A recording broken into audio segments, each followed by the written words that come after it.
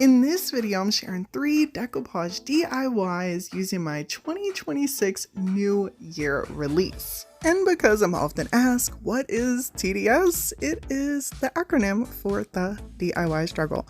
I made a creative product line with some of my favorite things to DIY with, like decoupage tissue paper, rice paper, some brushes, and now we are adding napkins this year. I am so proud of these designs that we're starting the line out with, and I really hope you love this first project we're going to be creating using one of them. And first up, we're gonna grab one of Dollar Tree's glass plates. I love these glass plates. They usually have them in the smaller size and this larger size. There are so many different ways you can decoupage glass plates, but we're gonna just decoupage the center of this piece right here using my golden aviary napkin. This beautiful design is actually on each square of the napkin, so you get 4 designs. It's also a 3-ply napkin, so you're just gonna, and again, you can tear off the sneaky layers on the back however you would like. I usually just tear off a corner, it reveals them, and then I pull them all off. And I often get asked what I do with the excess. I usually just fold it up and then use it to clean up a mess or something, or spray a brush and get some paint off of it. I'm gonna take a little detail brush and just add some water onto that to trim out around the napkin where it's gonna fit right into the center. You can absolutely trace it with a pencil if you would like and then cut it out. I am not the end all be all of decoupage, people. I just share what techniques I use depending on the project and why. So this way you guys make your judgment and then go create whatever you would like, whatever way you would like. I'm also going to be using some dishwasher safe Mod Podge for this piece. I am taking a little bit and just trimming around the edges and then pulling into the center of our plates. I'm often told that people didn't know there was multiple different types of Mod Podge, and there definitely is. To apply our piece, I'm going to be using a dry kitchen sponge. I picked these up in a pack from Walmart and just cut them in half. Plates are not porous, so a lot of times if there's excess, it spills up through those pores in the napkins and it can cause wrinkling and bunching. And on glass, you want to try and grab that to alleviate any of those issues that might make your napkin look gunky.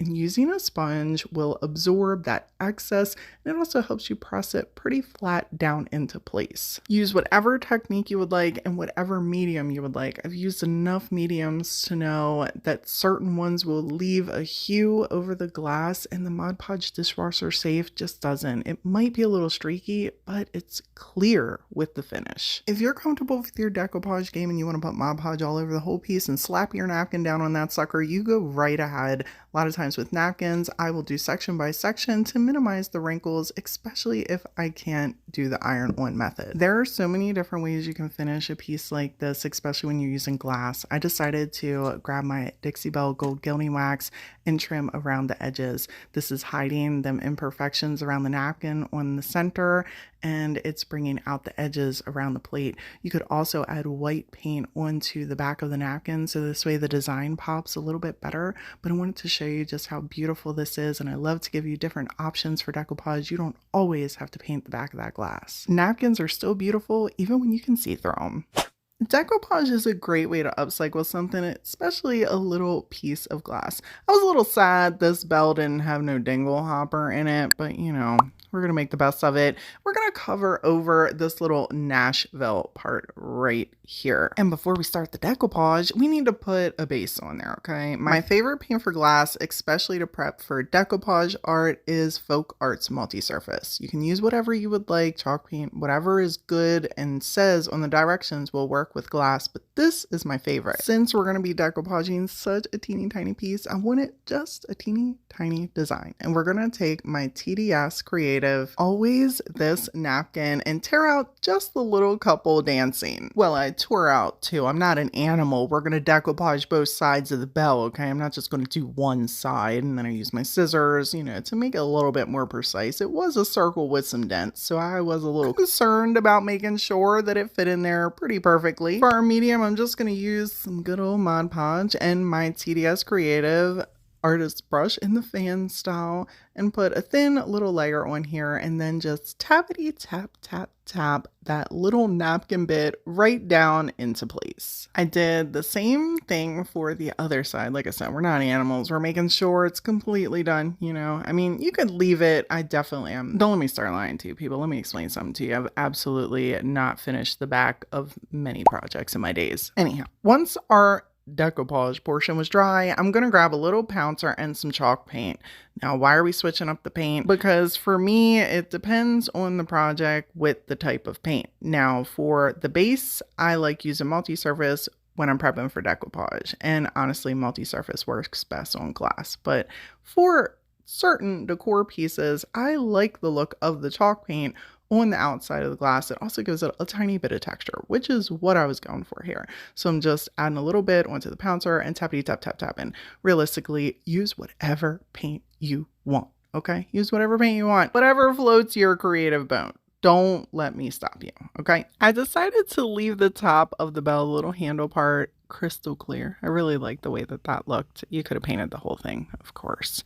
And then I took some of my Dixie Belle gold gilding wax and went around and trimmed out the little accents of this piece, just making them pop a touch. Off camera, I did take a layer of Mod Podge to the whole piece before I added on the gold gilding wax. You could spray paint this with some clear matte if you would like. Entirely up to you how you would like to seal your piece.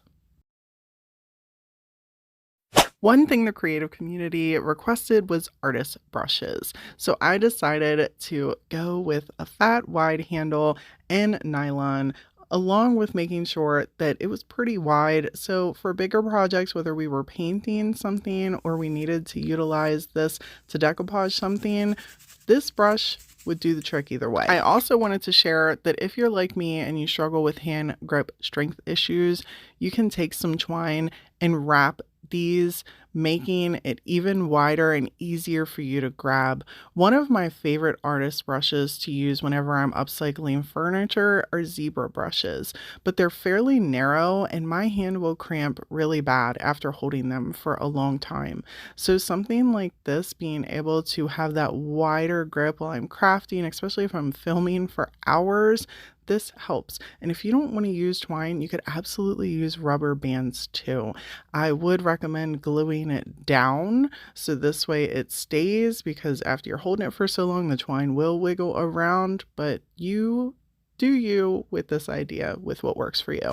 If you have some cabinet doors laying around, you're not real sure what to do with them, decoupage is always a great idea. We're going to be using one of my 2 new decoupage tissue paper designs. They're both absolutely gorgeous, and honestly, I wanted to take this piece right here and do the whole cabinet door, and then I'm like, oh, that's not too exciting. So I grabbed this piece, which is called Creative Mini Blocks, has some of my retired designs on here, and decided to paint the whole cabinet white so we could match this beautiful design. It's actually the first time I've used the design and I was super happy about it. I sprayed the chalk paint with a little bit of water. You don't have to. I usually do that because it gives me excess paint, and it took me 2 coats to get complete coverage all over this little cabinet door. And using the larger brush, I was able to get full coverage each time in just about 2 or 3 minutes. Once the paint was dry in the center, I grabbed my medium. Use whatever medium you would like. I'm gonna go with some good old Mod Podge, and I grabbed one of my artist brushes in the fan style to apply a thin layer right on to that little middle square right in the center. I cut out a little design from our Creative Mini Blocks and sprayed the back with a little bit of water. You don't have to spray the back if you don't want to. It will absolutely apply dry. This particular block is called Patches of Her, and she is being retired on my website. At least in the larger design. Her teeny tiny design can be found on this new release paper. I decided to get a little creative and do different colors that match the decoupage tissue paper all around the edge on the cabinet. I made sure to clean off all around the cabinet really well before applying a thin layer of Mod Podge. I wanted to add a little bit of detail on the edges. And to do that, I'm going to be cutting out a couple little sections of my new dry rub-on transfer. This is called an Ode to Toil. This is an 8 by 10-inch set. There are 2 pieces in the set and lots of creative options for you to pull from to add to anything you're getting creative with. Just took out 2 pieces, rubbed on the edge with the little card. You don't have to use a little card. You can use whatever you would like. Once you are done your application, put whatever sealer you would like onto your piece.